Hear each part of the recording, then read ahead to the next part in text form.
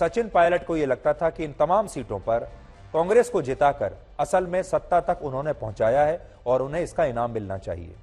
कांग्रेस ने उन्हें उप मुख्यमंत्री बना भी दिया, लेकिन वो इससे खुश नहीं थे, वो मुख्यमंत्री बनना चाहते थे।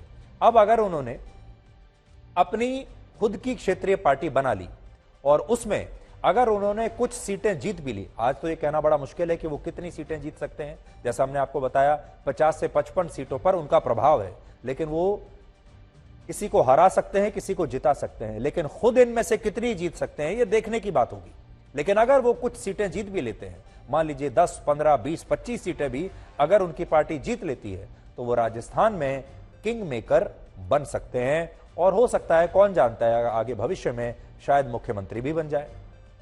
यहां जो बात सबसे ज्यादा उनके पक्ष में जा रही है वो ये कि वो वसुंधरा राजे को आधार बनाकर अशोक गहलोत का विरोध कर रहे हैं, यानी वो एक तीर से दो निशाने लगा रहे हैं। और कोई भी जो परिपक्व नेता होता है वो दूर की सोचता है और वो सोचता है कि कैसे मैं तीर तो एक ही चलाऊं लेकिन निशाने दो साध लूं, जो कि वो इस बार कर रहे हैं। वसुंधरा राजे को लेकर राजस्थान बीजेपी में पहले से ही बहुत असंतोष है, लेकिन बीजेपी में अभी इतनी हिम्मत नहीं कि वो वसुंधरा को हटाकर किसी और नेता को मुख्यमंत्री के तौर पर पेश कर सके। और सचिन पायलट के इस विरोध प्रदर्शन के बाद उनकी बीजेपी में मुश्किलें, यानी वसुंधरा की बीजेपी में मुश्किलें और भी बढ़ सकती हैं। और यह भी हो सकता है कि इस साल होने वाले विधानसभा चुनाव में बीजेपी वसुंधरा को मुख्यमंत्री पद का दावेदार ना बनाए, यह कहते हुए कि क्योंकि उनके ऊपर भ्रष्टाचार के आरोप हैं और यह मामला बहुत बड़ा बन गया है, सचिन ने इसे बहुत बड़ा मामला बना दिया है, तो अब हम वसुंधरा को सामने रखकर चुनाव नहीं लड़ेंगे। दूसरा, इससे कांग्रेस पार्टी में अशोक गहलोत के खिलाफ भी एक माहौल तैयार होगा, यानी एक तीर से वो दो पार्टियों के दो सबसे बड़े नेताओं को एक ही झटके में कमजोर कर देंगे।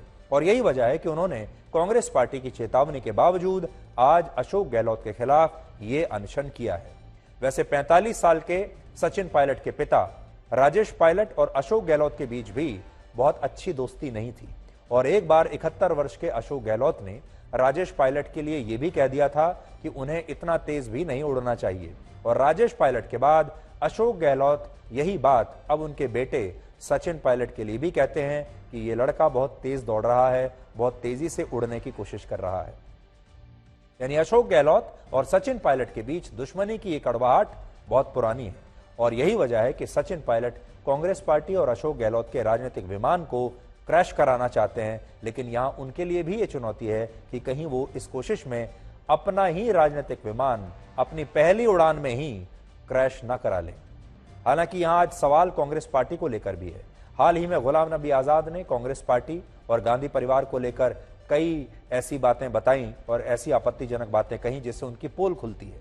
और कांग्रेस के एक और बड़े नेता AK एंटनी के बेटे अनिल एंटनी भी कुछ दिन पहले बीजेपी में शामिल हो गए और उनसे पहले ज्योतिरादित्य सिंधिया, जितिन प्रसाद और RPN सिंह जैसे कई युवा नेता कांग्रेस छोड़कर बीजेपी में जा चुके हैं, जिससे यह पता चलता है कि कहीं ना कहीं जो माहौल इस समय चल रहा है कांग्रेस पार्टी में वो उनके पक्ष में अभी नहीं है। करप्शन के मुद्दे पर आर्थिक जो गड़बड़ियां हुई हैं और बड़े पैमाने पर हुई हैं, उनके विरुद्ध पूरा विपक्ष एक हुआ है और हम करप्शन को लेकर बड़े गंभीर हैं, ये बात हम सब जानते हैं। और उसी करप्शन को इश्यू को लेकर मैंने अपनी बात को रखा था।